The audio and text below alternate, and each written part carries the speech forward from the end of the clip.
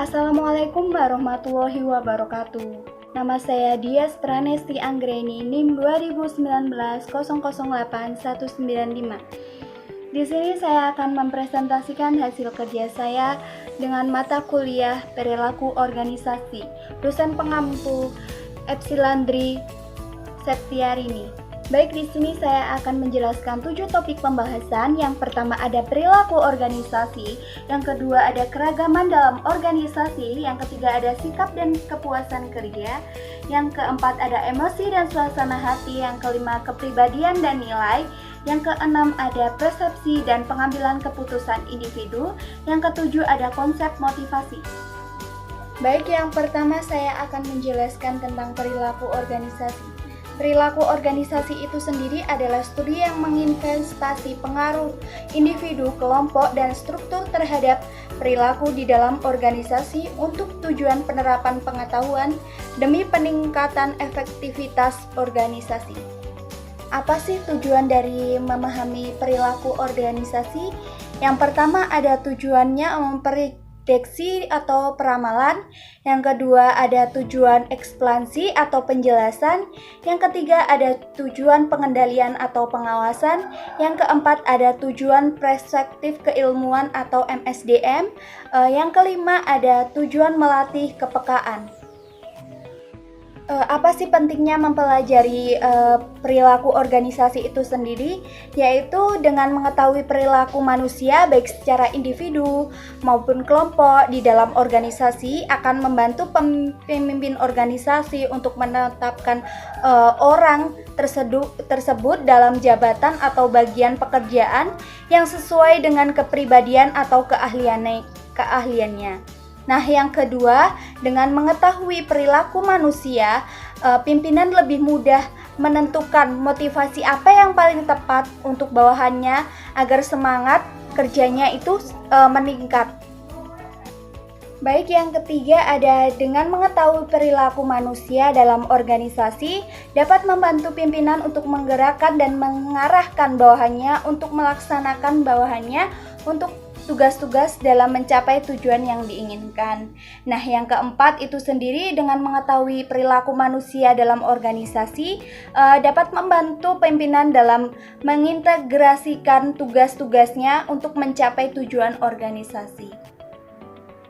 Penentu dari perilaku organisasi itu sendiri adalah individu, kelompok, dan struktur.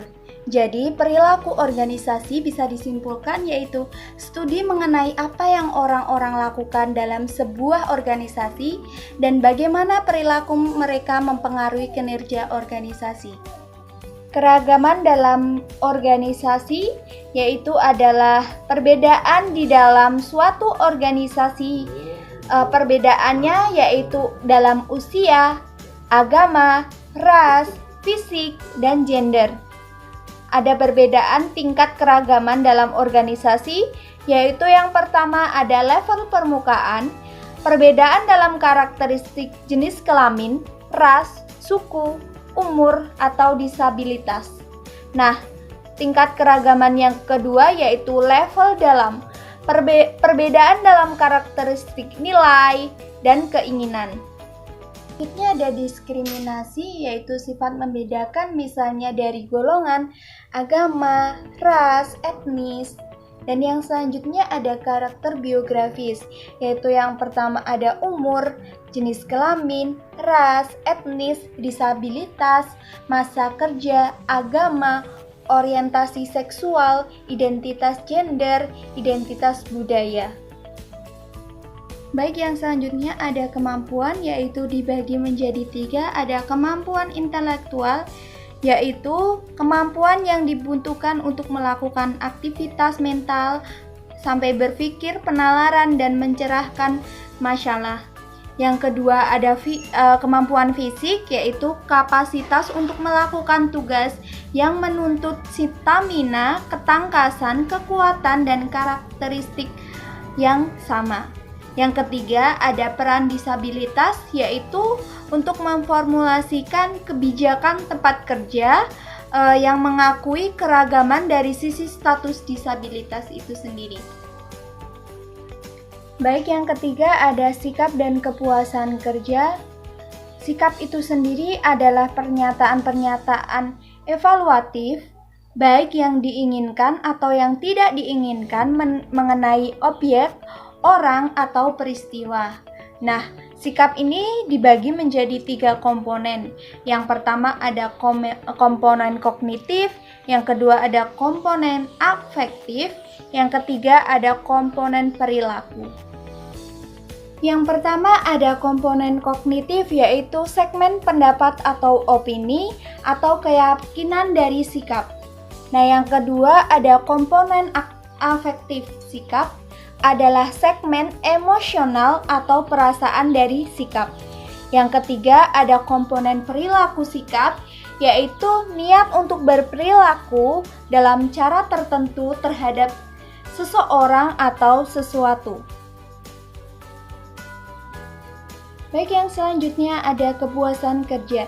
Kepuasan kerja itu sendiri adalah sikap umum terhadap pekerjaan seseorang yang menunjukkan perbedaan antara jumlah penghargaan yang diterima pekerjaan dan jumlah mereka, yakni seharusnya mereka terima. Pembahasan yang keempat yaitu ada emosi dan suasana hati. Baik, yang selanjutnya apa sih yang dimaksud dengan emosi dan suasana hati itu sendiri? Nah, yang pertama ada afeksi atau afek adalah istilah umum yang mencakup kisaran yang luas dari perasaan yang meliputi emosi dan suasana hati kepada seseorang secara alami. Nah, yang kedua ada emosi atau emotion, perasaan intens yang diarahkan langsung pada seseorang atau sesuatu. Nah, yang ketiga ada suasana hati atau moods, perasaan yang kurang intens dibandingkan emosi dan sering muncul tanpa sebuah peristiwa spesifik sebagai stimulans. Dan pembahasan yang kelima yaitu ada kepribadian dan nilai. Apa sih yang dimaksud kepribadian itu sendiri? Yaitu adalah sebagai jumlah total dari cara-cara seseorang, individu bereaksi atas dan berinteraksi dengan orang lain. Nah, yang selanjutnya ada alasan bagaimana mengukur kepribadian itu sendiri. Kegunaan uji kepribadian dalam keputusan, pengrekrutan dan membantu manajer memprediksi siapa yang terbaik untuk sebuah pekerjaan itu sendiri. Model kepribadian 5 besar, yaitu yang pertama ada ekstraversi, yang kedua ada keramahan, yang ketiga ada kehati-hatian, yang keempat ada stabilitas emosional, yang keenam ada keterbukaan pada pengamanan. Pembahasan yang keenam yaitu ada persepsi dan pengambilan keputusan individu. Apa sih yang dimaksud dengan persepsi itu sendiri? Persepsi itu sendiri adalah sebuah proses individu yang mengorganisasikan kesan sensoris untuk memberikan pengertian pada lingkungannya. Yang selanjutnya ada faktor-faktor yang mempengaruhi persepsi. Faktor-faktor dari seseorang yaitu ada sikap, motivasi, minat, pengalaman, dan harapan. Dan yang kedua ada faktor-faktor dalam situasi, yaitu ada waktu, keadaan kerja, keadaan sosial.